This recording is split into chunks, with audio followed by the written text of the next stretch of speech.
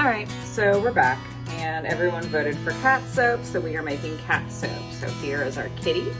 You can see, it's probably easier to see it that way. So he's got a little splotch on his belly, a little splotch on his booty, and the rest of him is white. Isn't he so cute? Thank you again to Lisa from I Dream in Soap for that amazing cat mold. It's the most amazing thing ever. So today we are making a blue soap, and we are going to scent it in Snow Witch.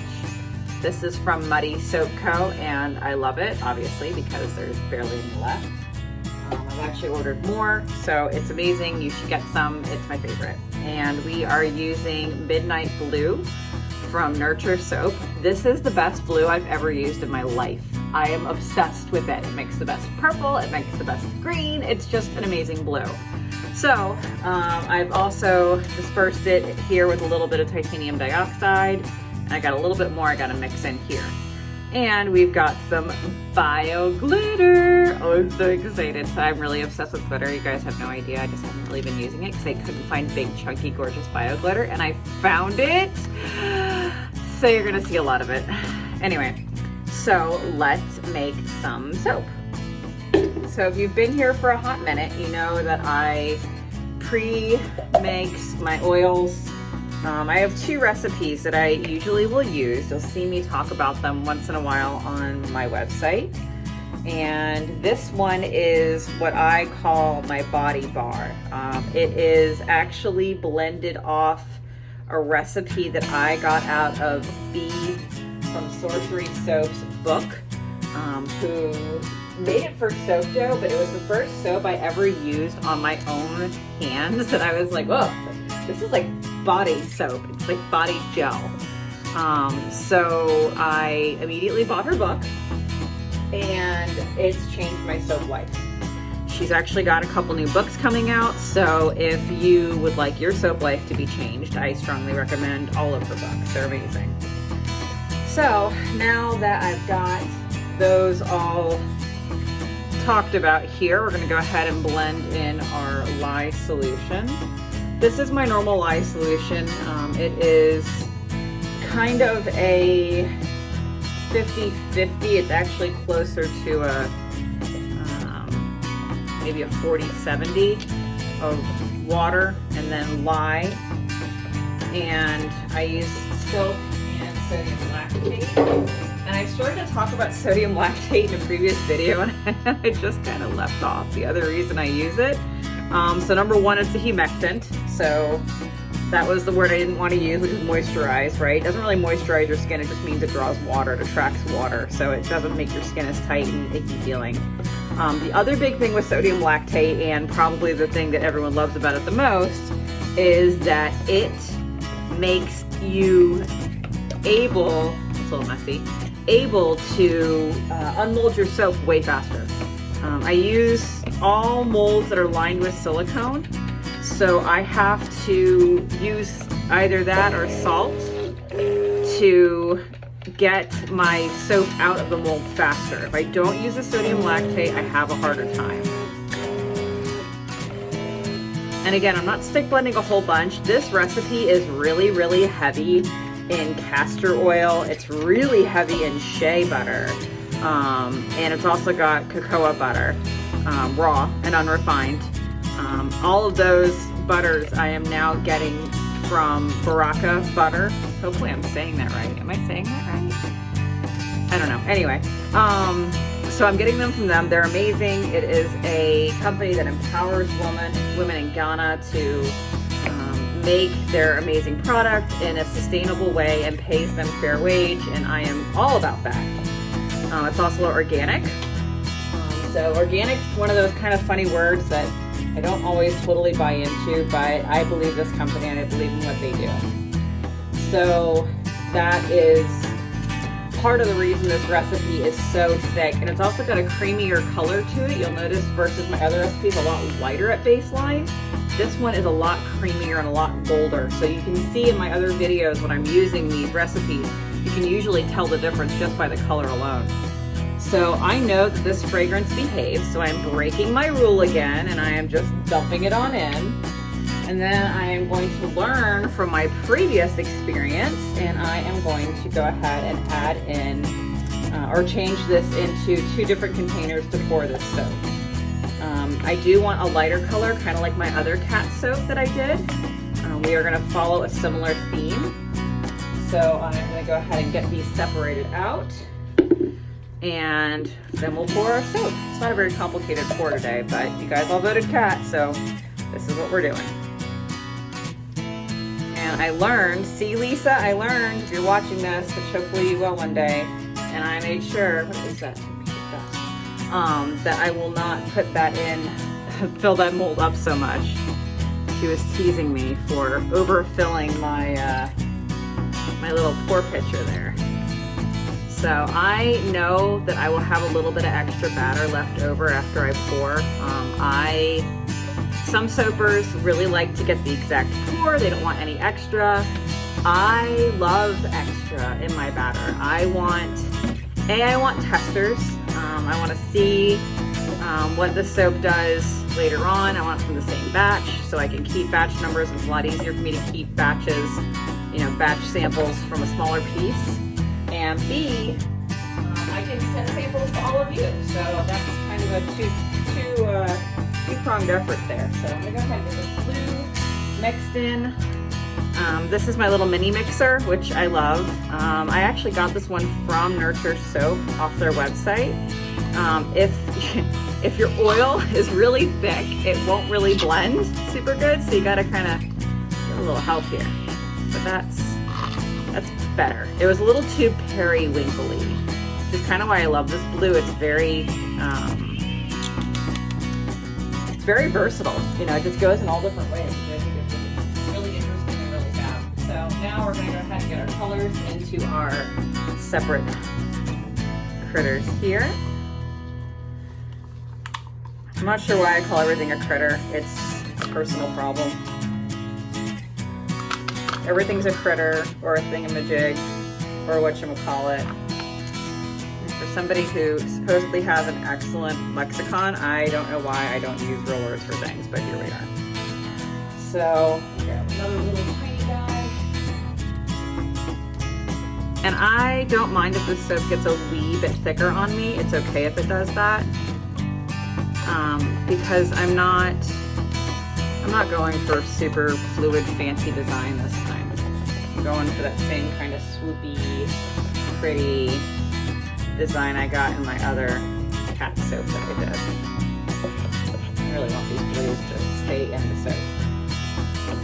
The other tricky thing with blue, if you haven't played with a whole bunch of blue in soaps, is that blue tends to be a color that doesn't always like to do what it's supposed to. That's why purple can be such a hard color. Purple's like the impossible unicorn of soap colors. The blue can be a brat, and red can be a brat. So you combine the two and get purple, and like they're all brats. So that's not ideal. Anyway, so I like to make sure that I have lots of pigment in the soap. When I say pigment, I don't mean pigments as in what you would use like lake dyes. I just am using that as a general term for coloring, or the mica in this case.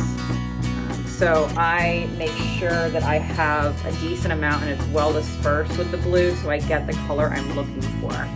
That's one of the things I love about Nurture, is that I have exactly what I think I'm going to get every time. Like, it doesn't morph on me, it doesn't do weird things when it gels.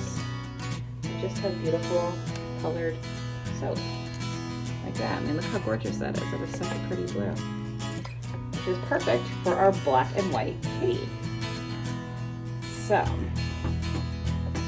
go ahead and put a little off pour. If you saw the other video, you know that this is just some soap confetti from another bar that I just kind of ground up. But instead of doing it halfway through the pour, I am a now learned adult and I can do it ahead of time. Since this is wanting to be a little thick, I want to have it ready so we can get it going. So now we've got our little stars that he's going to be batting at. We've got our light blue, we've got our dark blue, and we've got our kitty. So let's make some soap. So I'm going to start by pouring in some of this dark base. I'm gonna try very, very hard this time to not let Kitty be tilted. I tilted the kitty last time. I didn't mean to do that. So, picture. So I'm just gonna pour in a little bit here. And let's pour in a little of the periwinkle color.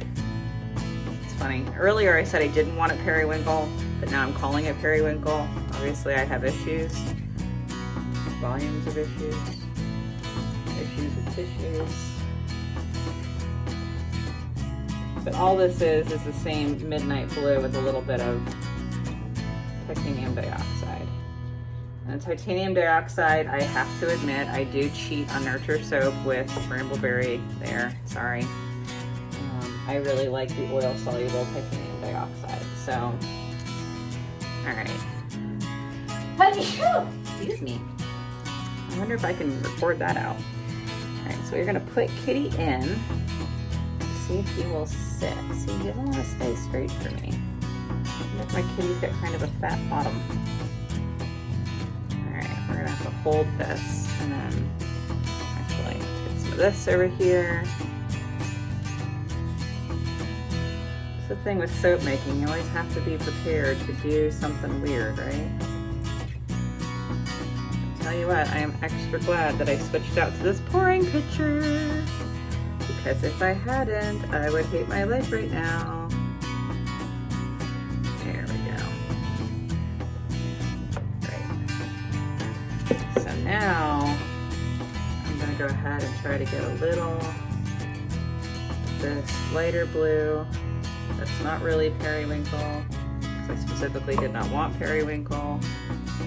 All the periwinkle. Some of this darker blue back here. Now the last cat I poured, I specifically had kind of like a tilted tiger that I was going for.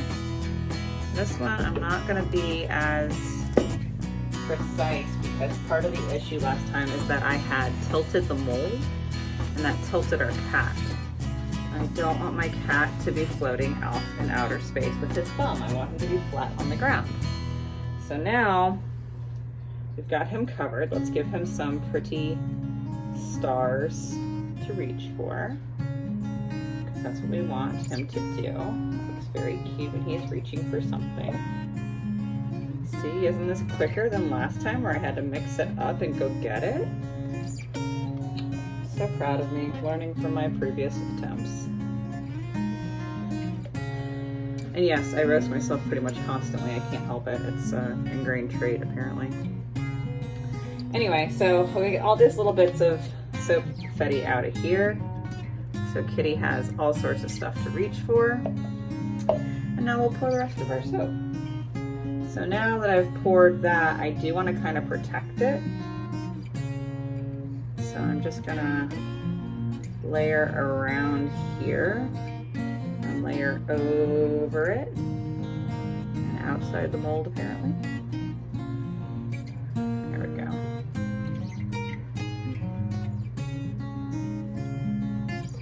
Good. Apparently I can't help but make this design messy. I really don't intend to.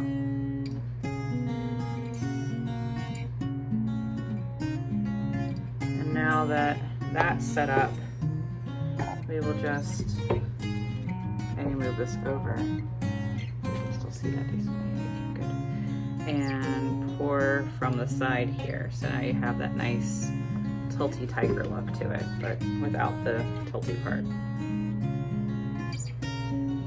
Apparently I cannot make a cat soap without making a giant mess, which probably should not be a surprise to me at this point, but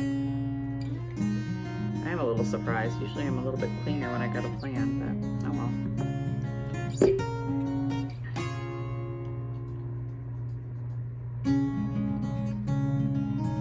I want to end with that darker blue, because that darker blue I think will show the pretty sparkles better that I told you guys about, that I'm really excited about using because I love sparkles. I don't mind a little bit of it, but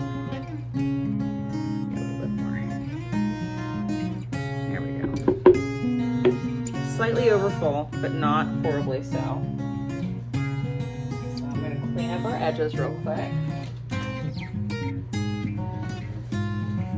I usually use rags for this part, but I unfortunately have had a great deal of house construction. So if you follow our Instagram page, you will occasionally see updates of my house construction. I did this backwards. We worked on my studio first and then we did my house. Or maybe we did it the right way. I mean, my husband probably doesn't consider it the right way, but anyway, so we did it the way we did it. And so once in a while they're updating things and I don't have power for a hot second. So I didn't have power for a little bit today. So I am going to texture this top. Am I gonna texture it? Maybe a little. Give it a little texture. I almost kind of want to pipe something, but I really would rather give you guys the samples than I would try to pipe again because I'm not terribly great at piping. So we'll just give a little, pull this in a little bit. It's not going to want to sit a whole bunch because this is a pretty decently behaved fragrance oil. So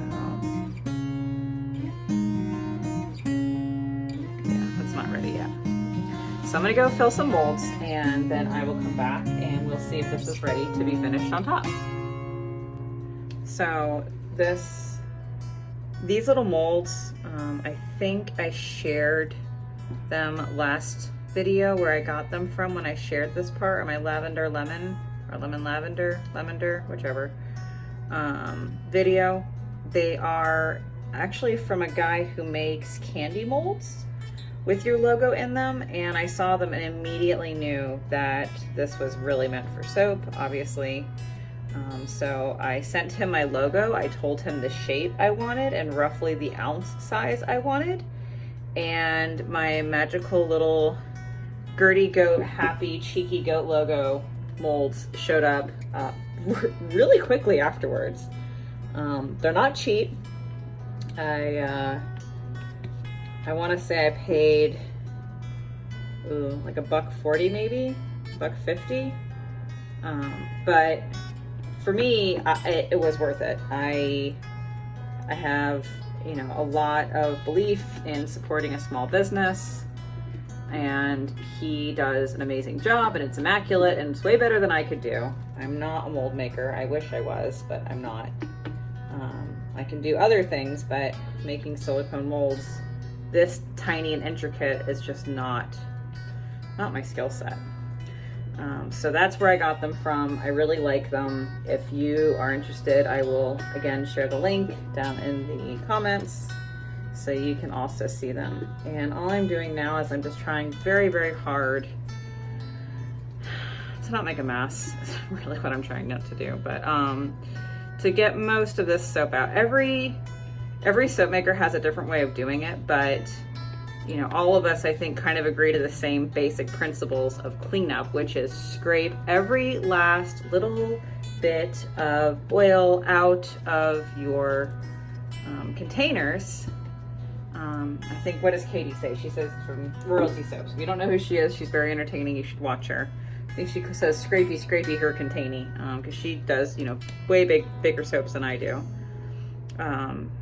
But going back to the point of that conversation, if you don't get all of this soap out of your dishes and then you go and wash your dishes with your fresh soap, all you are going to do is make a horrid mess in your plumbing. And we live on a farm, hence the goats.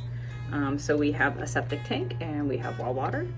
And the last thing I want to do is A, screw up my septic tank, B, poison my well water. So I'm very aware of all of my extra and all of my waste, which again, you know, would kind of make sense maybe to make molds of soap exactly to my batch size, but like I love these little extra samples. I think you guys like getting samples. Do you guys like getting samples?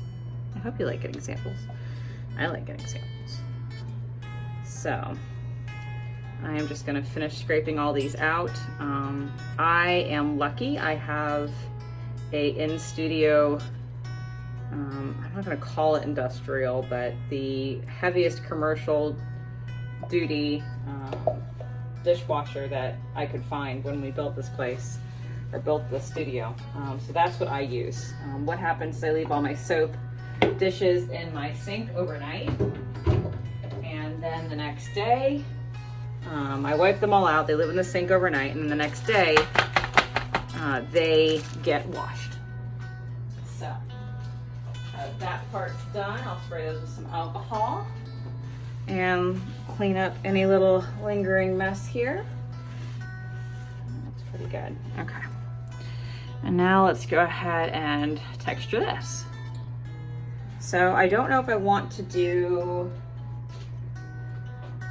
I don't want to use my spatula again. Let me try a spoon. I like the spoon textures. I think they're interesting. You know, I'm not a super, yeah, it's gonna hold more. I'm not a super texture top person. Like, there's a couple folks that have these amazing intricate tops that they do, and they're the same like every time, and it's so cool. And yeah, it's not me. I wish it was me, but it's not me. But I do like a good texture top. I think it's interesting. I think it brings some difference to the table. So I'm just gonna give these a couple little splooshes here down the middle. This is mostly to help the glitter stay where I put it, if we're gonna be honest. And then we're gonna use our pretty biodegradable glitter. Oh, it's so pretty. And just give it a little zazz. A little goes a long way, but it's kind of hard to put this exactly where I want it. I'm sure I could probably use it with my fingers, but glitter is absolutely one of those things that if I can avoid touching it, I do, even though I love it so much. It gets everywhere, and I have a 4-year-old, and she is already an excellent glitter bearer in my household, so I do not need more help getting glitter everywhere. So that will be our soap. It's very pretty, and I will spray this with alcohol, and we will unmold it tomorrow. So thanks for watching.